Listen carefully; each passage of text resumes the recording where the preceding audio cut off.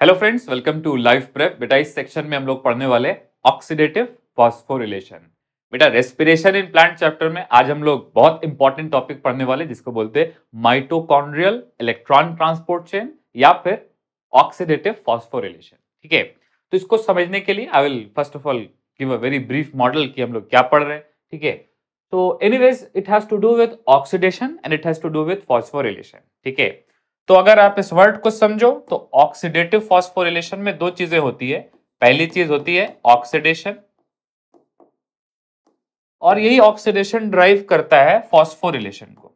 ठीक है, तो ऑक्सीडेशन का क्या मतलब है?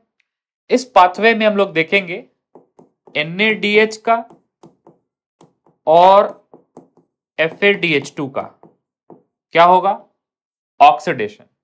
और इससे जो एनर्जी निकलेगी उसका यूज करके क्या होगा, एडीपी का फॉस्फोरिलेशन। एडीपी में फॉस्फोरिल जुड़ेगा तो क्या बनेगा, एटीपी बनेगा। ठीक है, तो बेटा किस चीज का ऑक्सीडेशन होगा, NaDH और FaDH2 का ऑक्सीडेशन होगा, और किस चीज का फॉस्फोरिलेशन होगा, एडीपी का फॉस्फोरिलेशन होगा। तो कुल मिला के नाम क्या हो गया, ऑक्सीडेटिव फॉस्फोरिलेशन।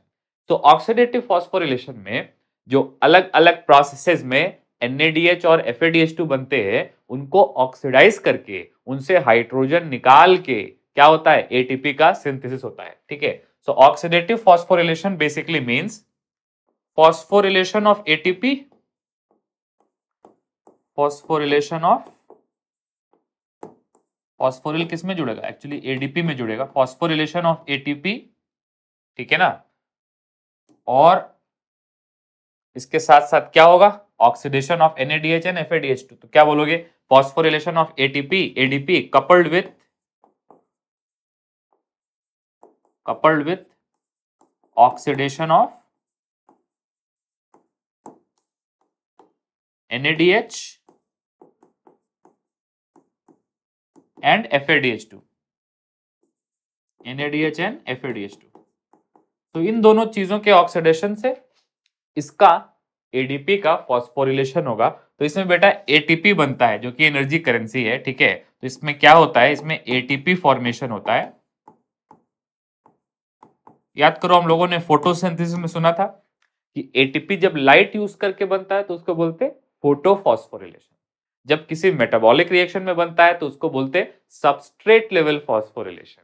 तो ये सब वर्ड हम लोग पढ़ चुके हैं, लेकिन आज कुछ नया पढ़ रहा है, ऑक्सीडेटिव फॉस्फोरिलेशन। इसमें एडीपी का फॉस्फोरिलेशन होगा और इसमें जो एनर्जी आएगी वो NaDH और FaDH2 के ऑक्सीडेशन से आएगी। ठीक है, तो देखो कहां होता है ऑक्सीडेटिव फॉस्फोरिलेशन। तो ऑक्सीडेटिव फॉस्फोरिलेशन की जो साइट है बेटा वो क्या है, वो है इनर माइटोकॉन्ड्रियल मेम्ब्रेन, और इसके लिए चाहिए होता है electron transport chain, electron transport system भी बोलते हैं। ठीक है, तो इलेक्ट्रॉन ट्रांसपोर्ट चेन कहां पाई जाती है, इनर माइटोकॉन्ड्रियल मेम्ब्रेन पे पाई जाती है। क्या पाई जाती है, electron transport chain, electron transport chain.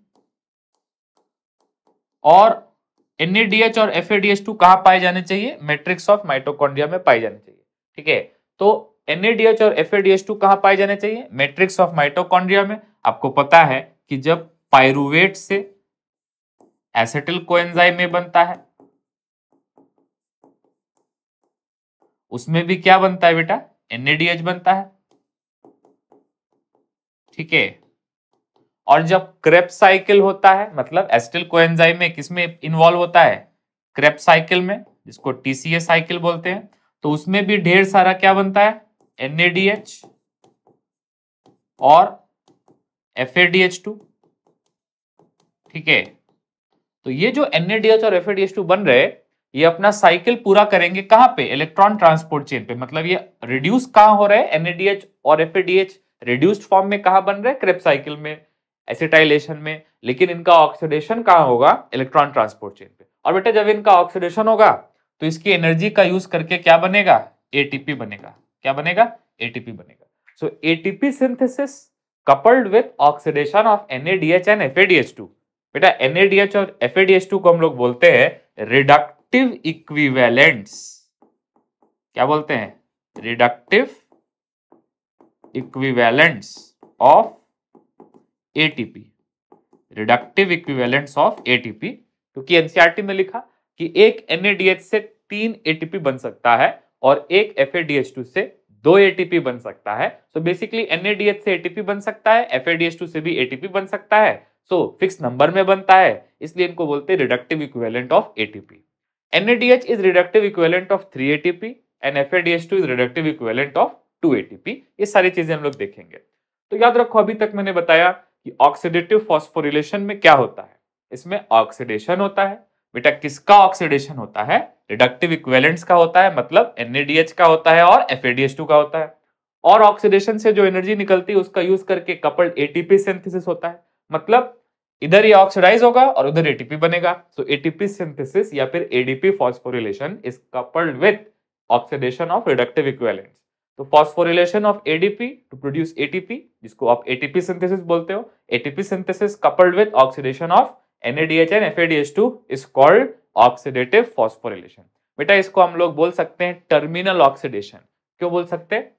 क्योंकि टर्मिनल ऑक्सीडेशन क्यों बोल सकते हैं? क्योंकि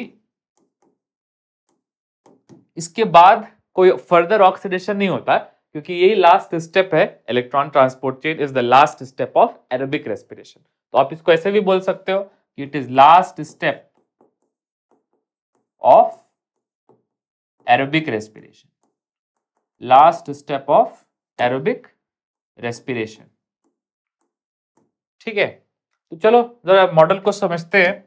अपना मॉडल कुछ ऐसा है कि मान लेते हैं कि ये जो मेम्ब्रेन है बेटा, ये इनर माइटोकॉन्ड्रियल मेम्ब्रेन है। कौन सा मेम्ब्रेन है? Inner mitochondrial membrane. अगर ये इनर माइटोकॉन्ड्रियल मेम्ब्रेन है तो अंदर की तरफ क्या पाया जाएगा? मैट्रिक्स। लेट अस से यहां क्या पाया जाएगा? मैट्रिक्स। और यहां क्या पाया जाएगा? Inter membrane space. और इसके ऊपर ऑब्वियसली आउटर मेम्ब्रेन होगा, जो मैंने शो नहीं किया, क्योंकि माइटोकॉन्ड्रियल इलेक्ट्रॉन ट्रांसपोर्ट चेन कहां प्रेजेंट है? इनर माइटोकॉन्ड्रियल मेम्ब्रेन पे प्रेजेंट है, जो कि लेस परमिएबल है और जो कि सेपरेट करता है मैट्रिक्स को इंटर मेम्ब्रेन स्पेस के साथ। ठीक है, now watch out. Complex, 4 complex यहां पे दिए हुए, कॉम्प्लेक्स 1 थ्रू कॉम्प्लेक्स 4। ठीक है, जो पहला वाला कॉम्प्लेक्स है इसका सिंपल सा नाम है NADH डिहाइड्रोजिनेज। क्या नाम है बेटा? NADH dehydrogenase. इसको हम लोग क्या बोलते हैं? कॉम्प्लेक्स 1। ठीक है, दूसरा कॉम्प्लेक्स इलेक्ट्रॉन ट्रांसपोर्ट चेन का जो है ये वाला है, इसको बोलते हैं कॉम्प्लेक्स 2 या फिर सक्सिनेट डिहाइड्रोजिनेज। क्या बोलते हैं बेटा? Succinate dehydrogenase. जो तीसरा कॉम्प्लेक्स है इसको बोलते हैं साइटोक्रोम BC1। क्या बोलते हैं? Cytochrome BC1। कभी कभी इसके नाम के आगे कॉम्प्लेक्स भी लगा देते हैं, क्योंकि इसमें 2 बड़े सब यूनिट है, मल्टी प्रोटीन कॉम्प्लेक्स, तो उसको साइटोक्रोम BC1 भी बोल देते हैं। एक छोटा सा होता है मोबाइल कैरियर होता है, जिसको बोलते हैं साइटोक्रोम C। और फिर यहाँ पे लास्ट में आ जाता है साइटोक्रोम AA3। इस वाले को हम लोग बोलते हैं 2 नाम से, या तो बोलते हैं साइटोक्रोम AA3 और या तो बोलते हैं इस वाले का रिडक्टेज, मतलब साइटोक्रोम C का ऑक्साइडेज, साइटोक्रोम C का ऑक्साइडेज। ठीक है, तो हम लोग इस मॉडल के थ्रू समझने की कोशिश करेंगे ऑक्सीडेटिव फॉस्फोरिलेशन। प्लीज रिमेंबर कि ये जो मैंने रेड कलर से बनाया है ये खास है बेटा। रेड कलर का क्यों यूज किया है? क्योंकि इस मॉडल में रेड का मतलब प्रोटीन। हर चीज जो मैं रेड से बना रहा हूं उसका मतलब है क्या? प्रोटीन। और अगर मैं ब्लू से बनाया तो उसका मतलब है लिपिड। ठीक है, अगर मैं इसको ब्लू से बनाया, ठीक है, लेट अस से लाइट ब्लू से बनाया, तो इसका मतलब है लिपिड। ठीक है, तो एक कलर कोड ले लेते हैं तो चीजें आसान हो जाएंगी। ब्लू का मतलब है, लाइट ब्लू का मतलब है लिपिड। ठीक है, चलो चलेगा। नाउ देखो, अपने मॉडल में क्या याद रखना कि NADH और FADH2 कहां होना चाहिए?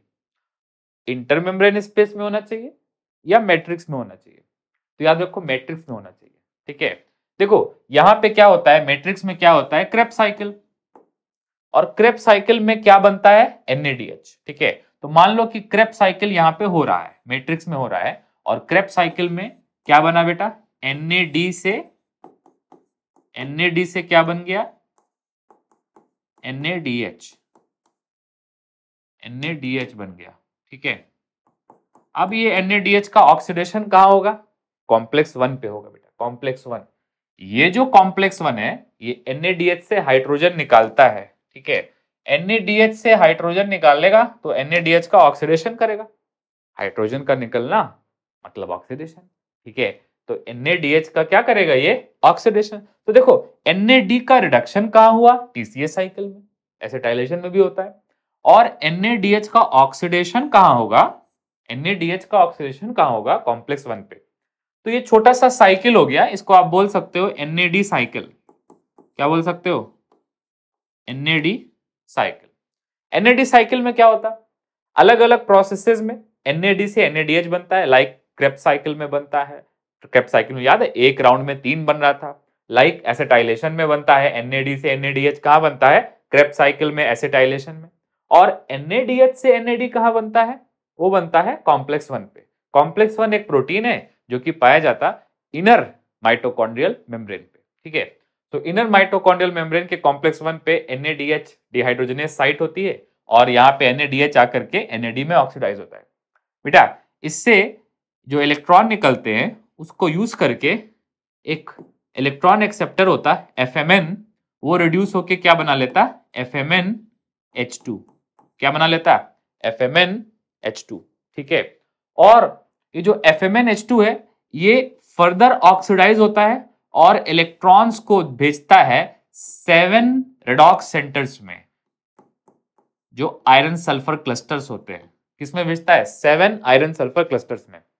आप ऐसे याद रख सकते हो कि यहाँ पे इलेक्ट्रॉन 7 चीजों में जंप मारता है। They are iron sulphur clusters, they are organometallic centres, जहां पे रिएक्शन सेंटर रहता है आयरन का जो इलेक्ट्रॉन को रिसीव करता है। बेटा इलेक्ट्रॉन यहाँ पे कहां से कहां जाएगा, लो एफिनिटी वाले इलेक्ट्रॉन सबस्ट्रेट, मतलब लो इलेक्ट्रॉन एफिनिटी वाले जो जो इलेक्ट्रॉन कैरियर है वहां से हाई एफिनिटी वाले इलेक्ट्रॉन कैरियर में जाएगा। So electron makes 7 jumps in these redox centres which are iron sulphur clusters. ठीक है, तो यहाँ पे 7 रेडॉक्स सेंटर्स होते हैं। आगे वाले रेडॉक्स सेंटर का जो इलेक्ट्रॉन एफिनिटी होता है वो ज्यादा होता है और पिछले वाले इलेक्ट्रॉन रेडॉक्स सेंटर का इलेक्ट्रॉन एफिनिटी कम होता है। सो इलेक्ट्रॉन मेक्स 7 जंप्स और अल्टीमेटली इलेक्ट्रॉन किसको चला जाता है, एक कंपाउंड को जिसका नाम है उबिक्विनोन। बेटा उबिक्विनोन एक लिपिड है, तो उसको मैं वही ब्लू से बना रहा हूं क्योंकि लिपिड को मैंने शपथ ली है कि ब्लू से बनाऊंगा। ठीक है, उबिक्विनोन UQ। ठीक है, और उबिक्विनोन इलेक्ट्रॉन किससे लिया, कॉम्प्लेक्स 1 से लिया। देखो ना इलेक्ट्रॉन का पाथ क्या है, NADH से कहा गया FMN से कहा गया 7 रेडॉक्स सेंटर्स को गया और 7 रेडॉक्स सेंटर से अल्टीमेटली कहा गया, उबिक्विनोन को गया। बेटा NADH से 2 इलेक्ट्रॉन आते और ये 2 इलेक्ट्रॉन मूव करते 7 रेडॉक्स सेंटर्स में और अल्टीमेटली एक उबिक्विनोन 2 इलेक्ट्रॉन को रिसीव करके और एक 2 प्रोटॉन को रिसीव करके क्या बन जाता है, उबिक्विनॉल बन जाता है। क्या बन जाता है, UQH2। उबिक्विनोन से क्या बन जाता है, उबिक्विनॉल। ठीक है, अब इसको मुझे समझाना चाहिए। ठीक है, देखो उबिक्विनोन क्या है, उबिक्विनोन एक तरह का बेंजोक्विनोन है। ठीक है, बेंजोक्विनोन आप जानते हो, अच्छे से जानते होगे। ठीक है, जैसे फॉर एग्जांपल इसको आप बेंजीन बोलते हो। ठीक है, इसको आप क्या बोलते हो, इसको आप बोलते हो हाइड्रोक्विनोन, बोलते ना। ठीक है ना, इसको आप एक्चुअली वो बोलते हो हाइड्रोक्विनोन। नेक्स्ट, अब इसका ये वाला फॉर्म जो है इसको आप बोलते हो बेंजोक्विनोन। ठीक है, नाउ अगर आप नोटिस करो कि बेंजोक्विनोन है, ये नॉर्मल बेंजोक्विनोन है, इसमें सब्स्टिट्यूशन होता है बेटा, मेथॉक्सी ग्रुप्स वगैरह लगते हैं, मेथॉक्सी मेथॉक्सी मेथिल, और यहां पे मैं लिख दे रहा हूं अलग अलग ग्रुप्स लगते हैं। ठीक है, तो यहां पे मैं लिख दे रहा हूं मेथॉक्सी, मेथॉक्सी लिखना चाहिए मुझे। ठीक है, देखो ग्रुप्स इंपॉर्टेंट नहीं है।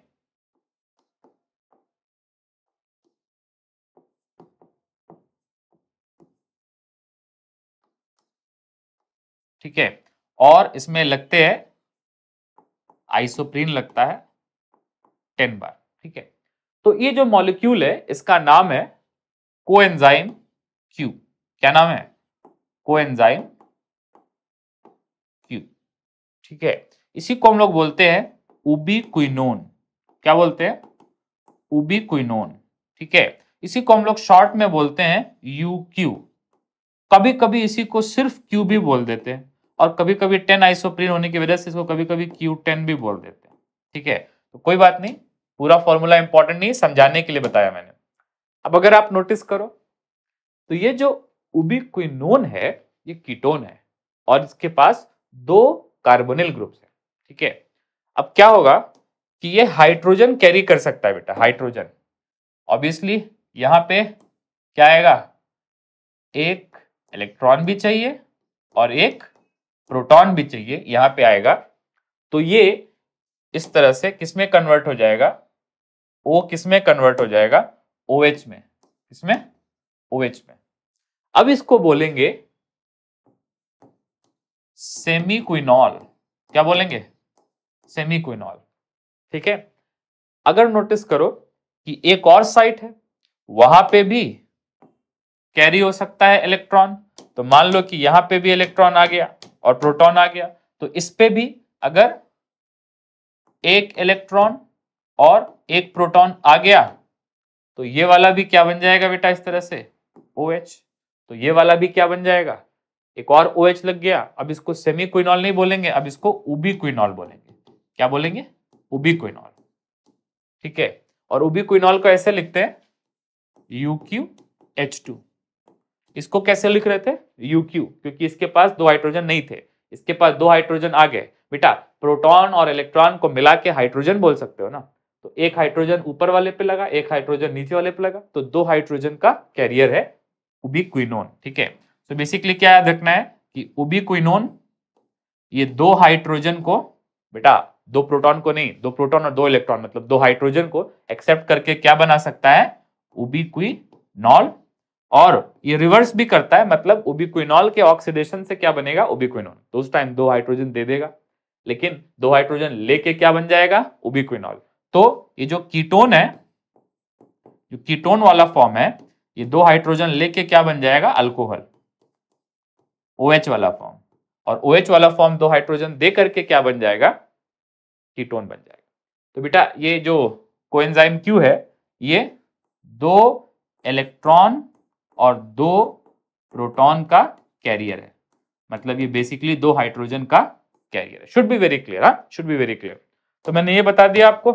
ऑब्वियसली इसका स्ट्रक्चर इंपॉर्टेंट नहीं है, इंपॉर्टेंट है इसका पर्पस। पर्पस क्या है कि 2 इलेक्ट्रॉन को कैरी कर सकता है कीटोन साइट्स को रिड्यूस करके अल्कोहल बना के, ठीक है। नाउ अब क्या?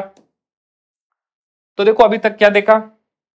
जो NADH माइटोकॉन्ड्रियल मैट्रिक्स में बनता है, वो NADH को जरूरी है कि ऑक्सीडाइज हो जाए, और ऑक्सीडाइज हो जाएगा तो फिर अगले बार फिर TCA में जाके फिर रिड्यूस हो जाएगा, ठीक है।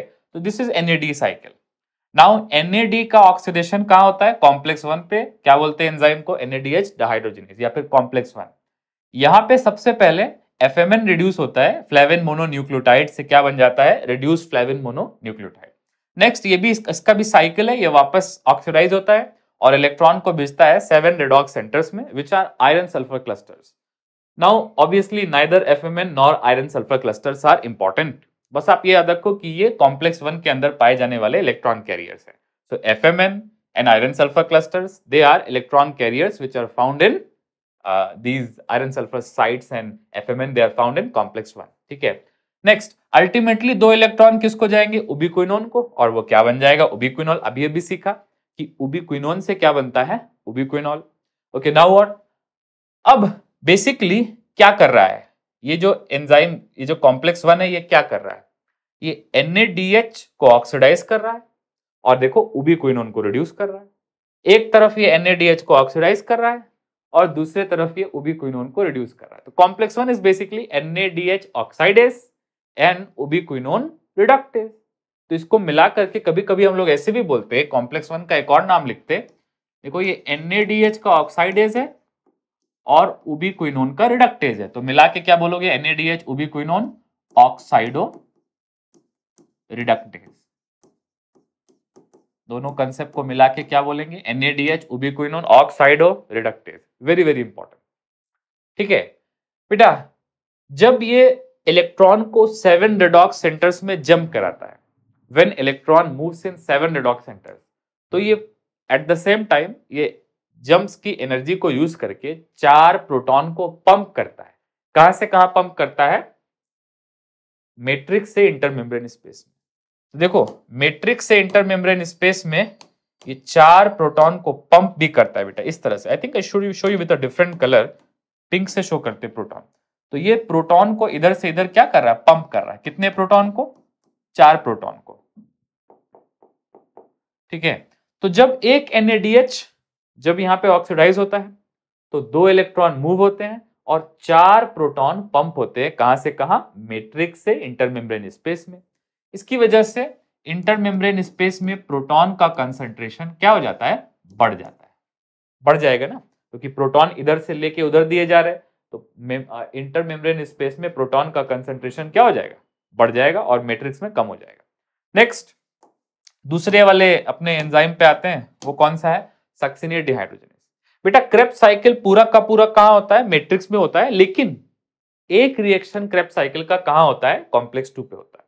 याद करो क्रेब्स साइकिल में एक सबस्ट्रेट था सक्सिनेट, और सक्सिनेट से क्या बनता है? फ्यूमेरेट। क्या बनता है सक्सिनेट से? फ्यूमेरेट। ये जो रिएक्शन है ना, ये यहां पे होता है, कॉम्प्लेक्स 2 पे होता है, इलेक्ट्रॉन ट्रांसपोर्ट चेन के कॉम्प्लेक्स 2 पे होता है। तो बाकी सारे reaction, for example isocitric acid से अल्फा कीटोग्लूटारेट, वो कहां होगा? मैट्रिक्स में होगा। फॉर एग्जांपल फ्यूमेरिक एसिड से मैलिक एसिड, वो कहां होगा? मैट्रिक्स में होगा। All reactions of Krebs cycle occur in matrix. But ये जो सक्सिनेट का जो ऑक्सीडेशन है फ्यूमेरेट में, ये रिएक्शन कहां होता है बेटा? ये रिएक्शन होता है इनर माइटोकॉन्ड्रियल मेम्ब्रेन पे, कॉम्प्लेक्स 2 पे। सो रिडक्शन ऑफ, या ऐसे बोलो oxidation of succinate into fumarate, जब इसमें से 2 हाइड्रोजन निकलती है तो ये कहां होता है? इनर माइटोकॉन्ड्रियल मेम्ब्रेन पे। तो उस 2 हाइड्रोजन को भी कौन रिसीव करता है? FAD रिसीव करता है। ठीक है, तो FAD एक कोएंजाइम है जो कि कॉम्प्लेक्स 2 पे ही पाया जाता है, और FAD से क्या बन जाता है? FADH2। ठीक है, फिर ये FADH2 इलेक्ट्रॉन को पास करता है, जैसे यहां 7 था वैसे यहां 3 आयरन सल्फर साइट्स को पास करता है। तो देखो यहां पे मोर आयरन सल्फर साइट्स है, मतलब यहां पे मोर इलेक्ट्रॉन जंप्स है और यहाँ पे फ्यूअर इलेक्ट्रॉन जंप्स है, तो यहाँ पे आयरन सल्फर साइट्स कम होती है। बट एनीवेज ये वाला भी इलेक्ट्रॉन किसको सप्लाई करता है बेटा? ये वाला भी इलेक्ट्रॉन सप्लाई करता है उबिक्विनोन को, और उबिक्विनोन को 2 इलेक्ट्रॉन मिलेंगे तो उबिक्विनोन खुशी खुशी क्या बना लेगा? उबिक्विनॉल। उबिक्विनॉल। तो अगर नोटिस करो तो कॉम्प्लेक्स 1 ने भी उबिक्विनोन से उबिक्विनॉल बनाया और कॉम्प्लेक्स 2 ने भी उबिक्विनोन से उबिक्विनॉल बनाया। लेकिन कॉम्प्लेक्स 1 का सोर्स क्या था इलेक्ट्रॉन का? NADH। कॉम्प्लेक्स 2 का सोर्स क्या है? सक्सिनेट। बेटा इसने सक्सिनेट से 2 इलेक्ट्रॉन लिए और किसको दे दिए? उबिक्विनोन को 2 इलेक्ट्रॉन दे दिए। नोटिस करो, ठीक है। तो इसको हम लोग क्या बोल सकते हैं? 2 इलेक्ट्रॉन सक्सिनेट से लेकर के उबिक्विनोन को दिया, तो इस वाले को हम लोग बोल सकते हैं सक्सिनेट से इलेक्ट्रॉन लेने वाला और उबिक्विनोन को इलेक्ट्रॉन देने वाला, ऑक्साइडो रिडक्टेज बोल सकते हैं ना। इसने क्या किया? इसने सक्सिनेट का ऑक्सीडेशन किया और उबिक्विनोन का रिडक्शन किया। इस वाले ने क्या किया? NADH का ऑक्सीडेशन किया और उबिक्विनोन का रिडक्शन किया। तो दोनों वाले उबिक्विनोन से उबिक्विनॉल बना रहे हैं। ये वाला भी कीटोन से अल्कोहल बना रहा है, ये वाला भी कीटोन से अल्कोहल बना रहा है। इलेक्ट्रॉन सोर्स का फर्क है। यहाँ पे इलेक्ट्रॉन सोर्स क्या है? NADH एट कॉम्प्लेक्स 1 और कॉम्प्लेक्स 2 पे इलेक्ट्रॉन सोर्स क्या है? सक्सिनेट। ठीक है, एनीवेज सो कॉम्प्लेक्स 2 भी हम लोगों ने देख लिया, कॉम्प्लेक्स 1 भी देख लिया। एक डिफरेंस और है बेटा, देखो यहाँ पे ज्यादा रिडॉक्स सेंटर्स है और यहाँ पे कम रिडॉक्स सेंटर्स है। ठीक है, तो ये वाला तो 4 प्रोटॉन पंप भी करता है, जब रिडॉक्स सेंटर्स में जंप मारता है इलेक्ट्रॉन, उसकी एनर्जी को यूज करके 4 प्रोटॉन पंप भी करता है। लेकिन ये जो सक्सिनेट डिहाइड्रेट जो कॉम्प्लेक्स 2 है, ये कोई भी प्रोटॉन पंप नहीं करता है। So this one is oxidiser as well as proton pump, लेकिन ये वाला जो है प्रोटॉन पंप नहीं है। Complex 2 does not pump any proton from matrix to intermembrane space. This is very noticeable point. ठीक है, very very remarkable point. ये जो है ये प्रोटॉन पंप नहीं है, ये वाला प्रोटॉन पंप है। ठीक है, नाउ अब ये जो 2 प्रोसेस हैं, इन दोनों प्रोसेस में देखो तो क्या बना? इन दोनों प्रोसेस में बना उबिक्विनॉल, मतलब रिड्यूस्ड वाला कोएंजाइम Q। तो ये वाला बन गया बेटा उबिक्विनॉल, ऊपर भी OH नीचे भी OH, क्या बोलते हैं इसको, उबिक्विनॉल। अब ये उबिक्विनॉल उबिक्विनोन में बनेगा तो 2 हाइड्रोजन या 2 इलेक्ट्रॉन ये रिलीज करेगा। तो सारे कॉम्प्लेक्स 1 और कॉम्प्लेक्स 2 उबिक्विनोन से उबिक्विनॉल बनाते हैं, लेकिन ये जो कॉम्प्लेक्स 3 है इसका जो साइटोक्रोम बी वाला पार्ट है ये अपोजिट काम करता है, मतलब ये उबिक्विनॉल से उबिक्विनोन बनाएगा। ठीक है, तो कैन यू सी कि उबिक्विनॉल को डिफ्यूज होके जाना पड़ेगा साइटोक्रोम बी पे, इस वाले उबिक्विनॉल को भी डिफ्यूज होके जाना पड़ेगा कॉम्प्लेक्स बी पे। इसका मतलब कि उबिक्विनॉल कैसा कैरियर है, देखो ये मूव कर रहा है, लिपिड के अंदर मूव कर रहा है, तो ये लिपिड है और ये मोबाइल भी है। ठीक है, तो याद रखो उबिक्विनॉल के लिए एक वर्ड बहुत जरूरी है, ठीक है, वो ये है कि ये जो उबिक्विनॉल है, पहली बात तो ये लिपिड है और दूसरी बात ये मोबाइल हाइड्रोजन कैरियर है। क्या है बेटा, लिपिड है और मोबाइल हाइड्रोजन कैरियर है। कोई इसको ऐसे भी बोल सकता है ये मेम्ब्रेन सॉल्युबल है। कैसा है ये, मेम्ब्रेन सॉल्युबल है। ठीक है, वेरी वेरी इंपॉर्टेंट। ठीक है, तो ये उबिक्विनॉल मैंने ब्लू से बनाया, ब्लू मतलब लिपिड, और ये मेम्ब्रेन सॉल्युबल है और मूव करेगा। बेटा नोटिस करो उबिक्विनोन की साइट कॉम्प्लेक्स 1 पे भी है और कॉम्प्लेक्स 2 पे भी है, लेकिन उबिक्विनॉल की साइट कहां है, only and only cytochrome b मतलब कॉम्प्लेक्स 3 पे है। ठीक है, तो उबिक्विनोन साइट किसके पास है, मतलब उबिक्विनोन से उबिक्विनॉल कहां बनता है, इसका 2 आंसर है, कॉम्प्लेक्स 1 पे भी है, कॉम्प्लेक्स 2 पे भी है, लेकिन दोनों में इलेक्ट्रॉन सोर्स का फर्क है। लेकिन उबिक्विनॉल की साइट कहां है, मतलब कहां पे उबिक्विनॉल से उबिक्विनोन बनता है, उसकी साइट है साइटोक्रोम बी, मतलब उसकी साइट है कॉम्प्लेक्स 3। तो बेटा कॉम्प्लेक्स 3 पे ये वाला उबिक्विनॉल भी आएगा और वो वाला उबिक्विनॉल भी आएगा। उबिक्विनॉल पे नहीं लिखा है कि वो कॉम्प्लेक्स 1 से आया है या कॉम्प्लेक्स 2 से आया है, तो उबिक्विनॉल ये वाला भी आएगा और उबिक्विनॉल ये वाला भी आएगा, दोनों वाले उबिक्विनॉल साइटोक्रोम बी पे आके ऑक्सीडाइज होकर उबिक्विनोन बनेंगे। So cytochrome b is special because it can oxidise ubiquinol back into ubiquinone. तो चाहे ये वाला हो और चाहे ये वाला हो, दोनों आके यहाँ पे मर्ज हो जाएंगे। बेटा चाहे सक्सिनेट से इलेक्ट्रॉन आए चाहे NADH से इलेक्ट्रॉन आए, दोनों आके कहां मर्ज हो जाएंगे, साइटोक्रोम बी पे। मतलब उबिक्विनोन से उबिक्विनॉल 2 जगह बन रहा है, लेकिन उबिक्विनॉल से उबिक्विनोन सिर्फ एक जगह बन रहा है। कहां पे बन रहा है, साइटोक्रोम बी ऑफ कॉम्प्लेक्स 3। ठीक है, सो कॉम्प्लेक्स 3 पे उबिक्विनॉल आके उबिक्विनोन बनाएगा और ये अपने बेटा 2 इलेक्ट्रॉन को पर उबिक्विनोन रिलीज, 2 इलेक्ट्रॉन पर उबिक्विनॉल रिलीज हो जाएंगे और ये अपने आयरन सल्फर साइट्स पे आएगा। ठीक है, इधर उधर जाएगा, अल्टीमेटली ये किसको चला जाएगा, साइटोक्रोम सी को चला जाएगा। ठीक है, तो नोटिस करो कि बेसिकली BC1 क्या करता है, BC1 इलेक्ट्रॉन उबिक्विनॉल से ले रहा है और किसको दे रहा है, साइटोक्रोम सी को। बेटा साइटोक्रोम सी एक आयरन कंटेनिंग कॉम्प्लेक्स है। बेटा आपको जानते हो कि आयरन के 2 ऑक्सीडेशन स्टेट बहुत कॉमन है, एक कौन सा है, फेरिक, दूसरा कौन सा, फेरस। अगर इसको इलेक्ट्रॉन मिलेगा तो ये फेरस से क्या हो जाएगा, फेरिक से क्या हो जाएगा, फेरस हो जाएगा। इलेक्ट्रॉन ले करके ये क्या हो जाएगा, फेरिक से फेरस, और इलेक्ट्रॉन दे करके ये क्या हो जाएगा, फेरस से फेरिक।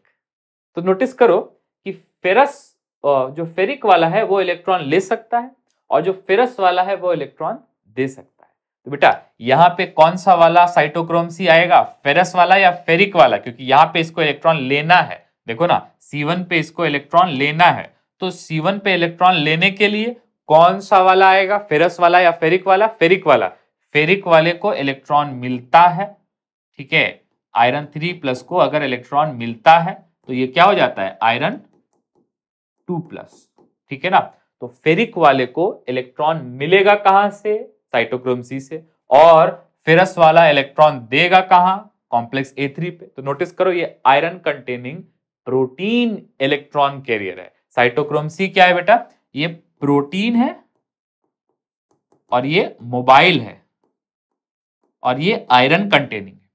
नोटिस करो मोबाइल ये वाला भी था उबिक्विनॉल, लेकिन ये लिपिड मोबाइल था, और ये वाला प्रोटीन मोबाइल है cytochrome c. So there are 2 mobile carriers, this one is a lipid mobile hydrogen carrier and this one is a protein mobile electron carrier, cytochrome c. ठीक है, एनीवेज तो cytochrome C को electron किसने दिया, cytochrome C को electron दिया BC1 ने, लेकिन कहां से लेके, उबिक्विनॉल से लेके। तो बेटा इस वाले कॉम्प्लेक्स ने बेसिकली क्या किया, ये जो साइटोक्रोम BC1 है इसने बेसिकली क्या किया, इलेक्ट्रॉन लिया कहां से, इलेक्ट्रॉन इसने लिया उबिक्विनॉल से और दिया किसको, साइटोक्रोम C फेरिक वाले को। तो बेटा ये क्या हो गया, ये हो गया उबिक्विनॉल से इलेक्ट्रॉन लेने वाला और साइटोक्रोम C फेरिक को इलेक्ट्रॉन देने वाला ऑक्साइडो रिडक्टेस। क्या, ऑक्साइडो रिडक्टेस हुआ ना, ठीक है। तो इधर से इलेक्ट्रॉन लिया उबिक्विनॉल से और दिया किसको, साइटोक्रोम C फेरिक को। एक बात और है, आप नोटिस करो उबिक्विनॉल से 2 इलेक्ट्रॉन आ रहे हैं, लेकिन साइटोक्रोम C एक बार में 1 इलेक्ट्रॉन कैरी करता है, ठीक है। तो इसमें फेरिक से फेरस बनने के लिए 1 इलेक्ट्रॉन लिया, मतलब कि अगर ये 2 इलेक्ट्रॉन देगा तो इसको 2 बार काम करना पड़ेगा। तो for every 1 ubiquinol cycle there has to be 2 cytochrome C cycles. अगर ये एक बार चलेगा तो ये 2 बार चलेगा, क्योंकि ये एक बार में 2 इलेक्ट्रॉन कैरी करता है और ये एक बार में 1 इलेक्ट्रॉन कैरी करता है। ये भी इंपॉर्टेंट नोट है। तो फेरिक से फेरस कहां हुआ, C1 पे, और फेरस से फेरिक कहां होगा, कॉम्प्लेक्स 4 पे, जिसको हम लोग बोलते हैं साइटोक्रोम C का ऑक्साइडेज। देखो साइटोक्रोम C का रिडक्टेस कौन है, कॉम्प्लेक्स 3। साइटोक्रोम C को इलेक्ट्रॉन किसने दिया, रिड्यूस किसने किया, साइटोक्रोम C को रिड्यूस किसने किया, कॉम्प्लेक्स 3 ने। और साइटोक्रोम C को ऑक्सीडाइज कौन करेगा, कॉम्प्लेक्स 4। तो ये क्या हो गया, साइटोक्रोम C ऑक्साइड, ये क्या हो गया, cytochrome C reductase. Common sense, ठीक है। नाउ अब इलेक्ट्रॉन किसको गया, A को, A3 को, अलग अलग साइट्स को जाता है बेटा। इसमें साइट्स होती है copper A site, iron sulphur site, copper B site, अलग अलग साइट होती है। और उससे इलेक्ट्रॉन फाइनली किसको जाता है, ऑक्सीजन को जाता है। क्या होता है, ऑक्सीजन को जाता है। बेटा oxygen is final electron acceptor. Oxygen क्या है, फाइनल इलेक्ट्रॉन एक्सेप्टर है। चाहे इलेक्ट्रॉन NADH से आए, देखो ना, और चाहे इलेक्ट्रॉन सक्सिनेट से आए। तो सोर्स 2 हो सकते हैं, या तो NADH या तो सक्सिनेट, लेकिन फाइनल इलेक्ट्रॉन एक्सेप्टर कौन है, फाइनल इलेक्ट्रॉन एक्सेप्टर ऑक्सीजन है, दोनों ही केस में। एक चीज और बाकी है, वो ये है कि यहां पे कॉम्प्लेक्स 3 पे 4 प्रोटॉन पंप होते हैं। कितने प्रोटॉन पंप होते हैं, 4 प्रोटॉन पंप होते हैं, जस्ट लाइक कॉम्प्लेक्स 1। और कॉम्प्लेक्स 4 पे 2 प्रोटॉन पंप होते हैं। कितने प्रोटॉन पंप होते हैं, 2 प्रोटॉन। 2 इलेक्ट्रॉन पे 2 प्रोटॉन पंप होते हैं कॉम्प्लेक्स 4 पे, 2 इलेक्ट्रॉन पे 4 प्रोटॉन पंप होते हैं कॉम्प्लेक्स 3 पे, 2 इलेक्ट्रॉन पे 4 प्रोटॉन पंप होते हैं कॉम्प्लेक्स 1 पे। मतलब ये कॉम्प्लेक्स 2 अकेला है जो कोई भी प्रोटॉन पंप नहीं करता। तो ये वाला जो है ना, ये does not pump proton. Complex 2 जो है डज नॉट पंप H+, ये वाला प्रोटॉन पंप नहीं करता। देख रहे हो, ठीक है। तो ये जो इलेक्ट्रॉन ट्रांसपोर्ट है, इसकी शुरुआत कहां से हुई, NADH के ऑक्सीडेशन से कॉम्प्लेक्स 1 पे, या तो सक्सिनेट के ऑक्सीडेशन पे कॉम्प्लेक्स 2 पे। दोनों ही ने अपना अपने रास्ते से, अपने अपने तरीके से किसको ऑक्सीडाइज, किसको रिड्यूस किया, एक्चुअली उबिक्विनोन को। कीटोन से अल्कोहल इसने ही बनाया, उबिक्विनोन से उबिक्विनॉल इसने ही बनाया। Both of them reduced ubiquinone to produce ubiquinol, ठीक है। लेकिन दोनों में फर्क है, इसका सोर्स NADH है, इसका सोर्स सक्सिनेट है। ये प्रोटॉन पंप करता है, ये प्रोटॉन पंप नहीं करता है। This one is oxidiser as well as proton pump, this one is not a proton pump at all. लेकिन एक बार उबिक्विनॉल बन गया तो उबिक्विनॉल का ऑक्सीडेशन होने का एक ही जगह है, वो है साइटोक्रोम BC1। तो साइटोक्रोम B पे ऑक्सीडेशन ऑफ उबिक्विनॉल हुआ इनटू बैक इनटू उबिक्विनोन। मतलब अल्कोहल से कीटोन कहां बना, साइटोक्रोम B। कीटोन से अल्कोहल कहां बन रहा है, 1 और 2 पे, और अल्कोहल से कीटोन कहां बन रहा है, यहां पे बन रहा है कॉम्प्लेक्स 3 पे। एनीवेज कॉम्प्लेक्स 3 में इलेक्ट्रॉन पास हुआ, ठीक है, रिडॉक्स सेंटर्स में। अल्टीमेटली किसको गया, साइटोक्रोम C को। Cytochrome C is iron containing protein electron carrier, whereas ubiquinone is lipid hydrogen carrier. ये भी मोबाइल है, ये भी मोबाइल है। देखो ये वाला भी घूम रहा है और ये वाला भी घूम रहा है। So there both of them are mobile carriers, but this one is electron carrier and this one is hydrogen carrier. This one is lipid and this one is protein, this one is iron containing protein, ठीक है। तो ये जो cytochrome C है, ये electron transfer करेगा cytochrome A को, इसके अलग अलग साइट्स को, copper A site, iron sulphur clusters, copper B site, but ultimately oxygen को इलेक्ट्रॉन जाएगा। और ऑक्सीजन को इलेक्ट्रॉन जाएगा तो यहाँ पे क्या बन जाता है बेटा, वाटर बन जाता है। क्या बन जाता है, वाटर बन जाता है। ठीक है, तो यहाँ पे ऑक्सीजन को इलेक्ट्रॉन मिलेगा और यहाँ पे क्या बन जाएगा, वाटर। तो ऑक्सीडेटिव फॉस्फोरिलेशन में वाटर बनता है, लेकिन अभी तक एटीपी नहीं बना है बेटा, अभी तक सिर्फ प्रोटॉन पंप हुआ है। अभी तक क्या पंप हुआ है, प्रोटॉन पंप हुआ है। और ये प्रोटॉन जब पंप हो जाते तो वापस इन प्रोटॉन को वापस लाने का तरीका क्या है, वो है एटीपी बनाना। ठीक है, तो अभी तक आप देखो तो जो प्रोटॉन पंप हुए वो प्रोटॉन कहां पे बढ़ गए, इंटरमेम्ब्रेन स्पेस में बढ़ गए। अब एक और प्रोटीन है तो मैं रेड से बनाऊंगा। वो प्रोटीन कौन सा है, एटीपी सिंथेज। तो अपने सिलेबस में सिंप्लीफाइड मॉडल है कि ये होता है इसका एक F0 पार्ट जो इनर मेम्ब्रेन में एम्बेडेड होता है, और एक होता है इसका F1 पार्ट। ये F1 पार्ट जो है इसको हेड बोलते, F0 को बेस बोलते। ठीक है, तो एक प्रोटीन और होता है जिसको बोलते हैं कॉम्प्लेक्स 5। क्या बोलते हैं, कॉम्प्लेक्स 5। इसी को हम लोग बोलते हैं F0 F1 पार्टिकल, और इसी को हम लोग बोलते हैं एटीपी सिंथेज। क्या बोलते हैं बेटा, एटीपी सिंथेज। ठीक है, इसका बेस कहां होता है, मेम्ब्रेन के अंदर होता है। इसको F0 वाले पार्ट को क्या बोलते हैं, बेस, और F1 वाले पार्ट को क्या बोलते हैं, हेड बोलते हैं। ठीक है, इसके बहुत एलिगेंट, बहुत डिटेल्ड स्ट्रक्चर है, बहुत सारे सब यूनिट होते हैं, अल्फा बीटा एप्सिलॉन, बहुत सारे सब यूनिट होते हैं, but let us not go into detail. तो बेसिक क्या है कि ये जो एटीपी सिंथेज है ये कैसे काम करेगा, तो कॉम्प्लेक्स 1 से लेके कॉम्प्लेक्स 4 तक इलेक्ट्रॉन ट्रांसपोर्ट हुआ। इस इलेक्ट्रॉन ट्रांसपोर्ट ने क्या बढ़ा दिया, concentration of proton in intermembrane space. वहीं concentration of proton in matrix क्या हो गया, कम हो गया। ठीक है, तो अब डिस्पैरिटी को, अब इस डिफरेंस को ये कॉज करता है टेंडेंसी इधर से प्रोटॉन इधर आने की। बेटा इसको हम लोग बोलते हैं प्रोटॉन मोटिव फोर्स या फिर इलेक्ट्रोकेमिकल प्रोटॉन ग्रेडियंट। क्या बोलते हैं, electrochemical proton gradient. Proton wants to come from high concentration of proton to low concentration of proton. High concentration of proton is in intermembrane space, low concentration of proton is in matrix. तो proton के पास tendency है intermembrane space से matrix में diffuse होने की। तो याद रखो इसके डिफ्यूज होने का रास्ता क्या है, F0 F1 पार्टिकल। तो प्रोटॉन इधर आता है, घूम के एक चक्कर लगा के ऐसे निकल जाता है। ठीक है, और इसके घूमने से मतलब प्रोटॉन के आने से ये F0 F1 का में से जो F1 हेड है ये रोटेट होता है और ये एक्टिवेट हो जाता है। तो क्या होता है कि जो प्रोटॉन है इसके डिफ्यूजन से ये मशीन चलती है F0 F1 पार्टिकल। और एनसीईआरटी में ऐसा लिखा कि 4 प्रोटॉन नेट, कितने प्रोटॉन, 4 प्रोटॉन नेट जब आते हैं तो क्या होता है, एक एटीपी बनता है। तो याद रखो यहां पे एडीपी और आईपी से क्या बनेगा, एटीपी और H2। ठीक है, कितने प्रोटॉन के आने पे, 4 प्रोटॉन के आने पे। ठीक है, तो नोटिस करो कि NADH ने भी प्रोटॉन बढ़ाए, सक्सिनेट ने भी प्रोटॉन बढ़ाए। ठीक है, दोनों का रास्ता अलग था लेकिन, और दोनों ने अलग अलग नंबर ऑफ प्रोटॉन बढ़ाए। तो वो मैं आपको यहां पे शो कर देता हूं कैसे। देखो जब NADH था तो इलेक्ट्रॉन सबसे पहले कहां गए थे, कॉम्प्लेक्स 1 पे गए थे। फिर कॉम्प्लेक्स 1 से कहां गए थे, उबिक्विनॉल में गए थे। फिर उबिक्विनॉल से कहां गए थे, कॉम्प्लेक्स 3 पे गए थे। ठीक है, 1 के बाद डायरेक्ट 3 आया था, 2 नहीं आया था। और जब कॉम्प्लेक्स 3 पे थे तो कहां, किसके पास गए, साइटोक्रोम C के पास गए। इसके कहां पे गए, कॉम्प्लेक्स 4 पे गए। और कॉम्प्लेक्स 4 से कहां चले गए, ऑक्सीजन को चले गए ना। ठीक है, तो ये क्या रास्ता है, ये इलेक्ट्रॉन का रास्ता है जब NADH इन्वॉल्व था।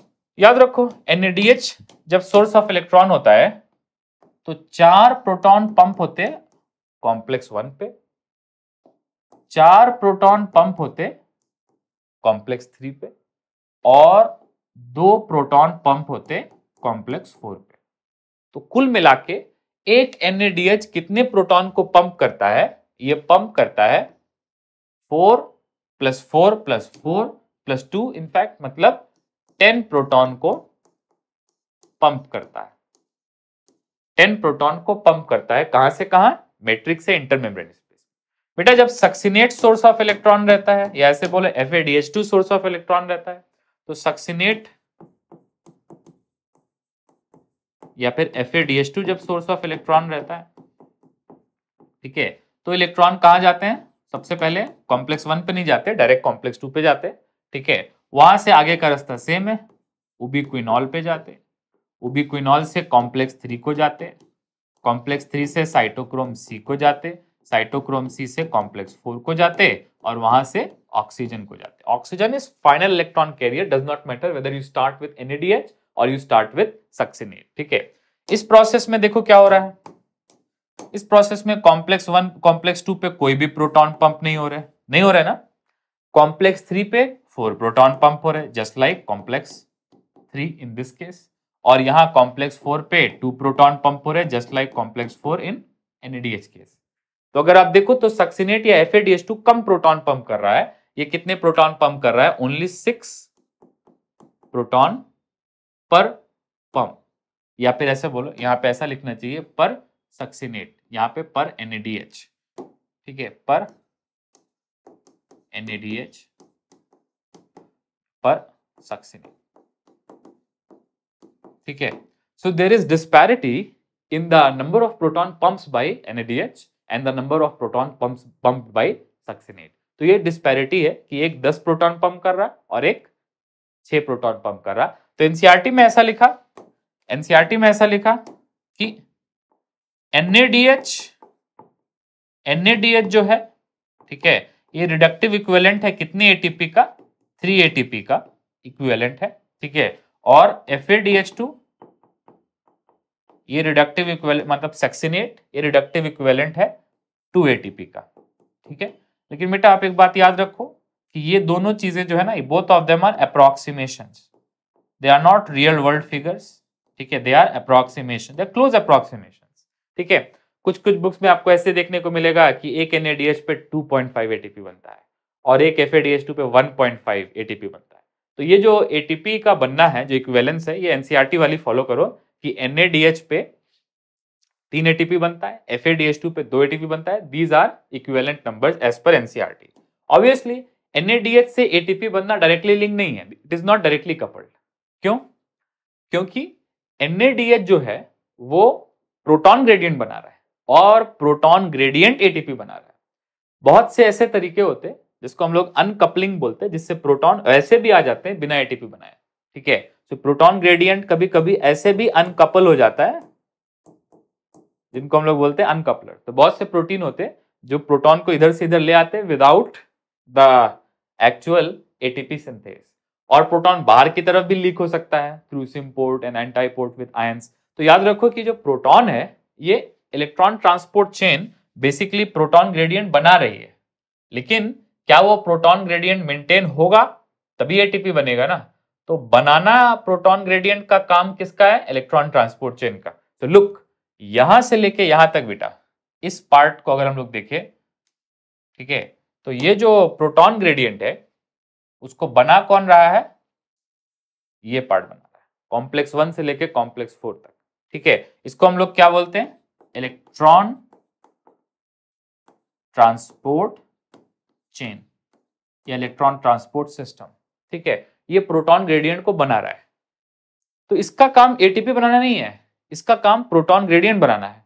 और फिर प्रोटॉन ग्रेडियंट अगर मेंटेन रहेगा तो ATP बनेगा, और ATP बनाने में जनरली प्रोटॉन थोड़े से लॉस भी होते हैं। तो आप यहाँ पे पंप कितने कर रहे हो? 10 प्रोटॉन, ठीक है, लेकिन थोड़े बहुत उसमें से लॉस भी हो सकते, ठीक है। तो याद रखो एनसीईआरटी ने एक नंबर लिया है, वही नंबर ये अप्रोक्सीमेशन है कि एक NADH पे 3 ATP बनेगा, एक FADH2 पे 2 ATP बनेगा। ये अप्रोक्सीमेशन कभी भी NADH को ATP में कन्वर्ट करे तो यही वाला यूज करना है, ठीक है। नेक्स्ट, दूसरी बात अगर आप देखो तो मैंने यहां लिखा है कि 4H+ नेट लगते हैं, ठीक है। तो एक प्रीवियस मॉडल था उसमें हम लोग मानते थे कि 2 प्रोटॉन नेट लगते हैं, ठीक है। अब अगेन इसका रियलिस्टिक जो मॉडल है वो लेस अंडरस्टूड है, वो उतना क्लियर नहीं है, ठीक है। तो इसलिए अलग अलग नंबर सामने आते। तो कुछ बुक्स में आपको ऐसे मिलता, पुरानी बुक्स में, कि 2 प्रोटॉन, इनफैक्ट एनसीईआरटी में भी पहले ऐसे लिखा था कि 2 protons are required for 1 ATP synthesis. लेकिन न्यू एनसीईआरटी में, नए एनसीईआरटी में जो मॉडर्न फिगर है वो लिखा है कि नेट 4 प्रोटॉन आएंगे तो एक एटीपी बनेगा, ठीक है। लेकिन आप खुद कैलकुलेट करो कि NADH 10 प्रोटॉन पंप कर रहा है, और अगर 10 प्रोटॉन में आप ये 4 वाला नंबर लगाओ कि 4 प्रोटॉन वापस आएंगे तो एक्चुअली 2.5 एटीपी बनना चाहिए, लेकिन एनसीईआरटी ने 3 एटीपी बनाया है। तो एनसीईआरटी अपने आप को ही कंट्राडिक्ट कर रहा है। क्यों कंट्राडिक्ट कर रहा है? Why the book is contradicting itself? Because it is approximating, ठीक है ना। तो याद रखो कि ऐसा मानना है कि NADH से कितने प्रोटॉन पंप होते हैं? 10 विदाउट एनी डाउट। FADH से, सक्सिनेट से कितने प्रोटॉन पंप होते हैं? 6 विदाउट एनी डाउट। 10 प्रोटॉन से कितना बनना चाहिए? 10 प्रोटॉन से कितना बनना चाहिए? दैट इज एन अप्रोक्सीमेशन, वो उस पर बात नहीं करेंगे, ठीक है। लेकिन एक NADH पे कितने एटीपी लेना है? 3 एटीपी। एक FADH2 पे कितने एटीपी लेना है? 2 एटीपी। अगर कभी सवाल ऐसा है कि कितने प्रोटॉन पास होते पर एटीपी, मतलब प्रोटॉन रेशियो एटीपी अगर आए तो प्लीज टेक इट 4, क्योंकि एनसीईआरटी में 4 लिखा है, ठीक है। NAD कितने प्रोटॉन पंप करता है? 10, 100%। FAD सक्सिनेट कितने प्रोटॉन पंप करता है? 6, तो मतलब 6 प्रोटॉन पर FADH2, ये लेना ही लेना है। 10 प्रोटॉन पर NADH, बेटा ये लेना ही लेना है, ये नंबर लेना ही लेना है, ये एनसीईआरटी के नंबर है, ठीक है। और 4 प्रोटॉन पर एटीपी, ये 3 नंबर्स एनसीईआरटी के number. So please abide by these numbers and remember कि एनसीईआरटी में ही अप्रोक्सीमेट वैल्यूज दिए है कि एक NADH पे कितना एटीपी बनेगा? 3, और एक FADH2 पे कितना एटीपी बनेगा?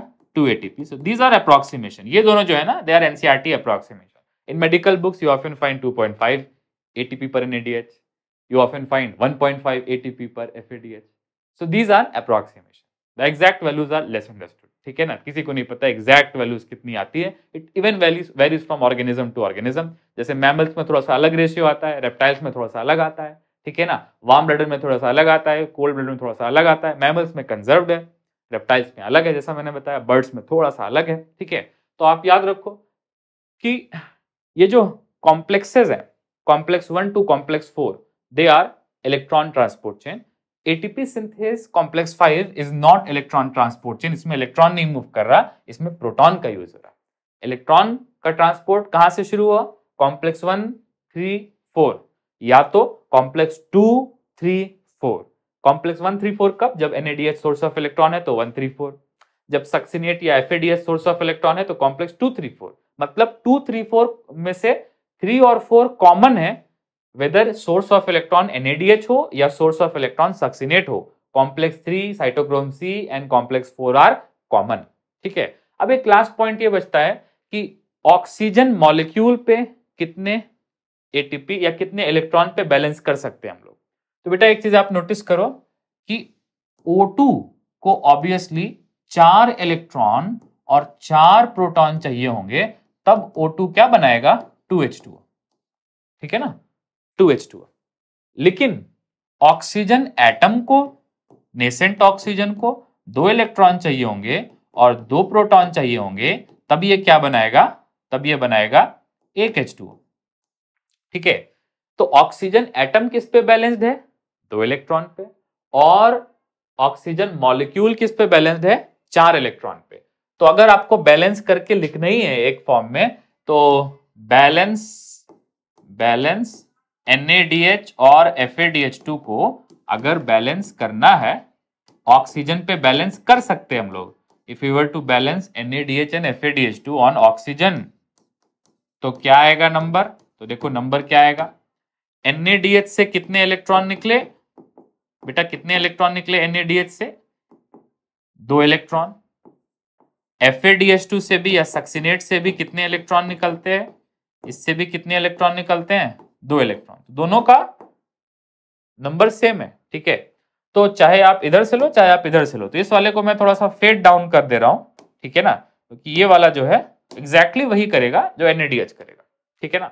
नेक्स्ट NADH को आप आगे ले जाओ तो ये उबिक्विनॉल 2 इलेक्ट्रॉन कैरी करता है।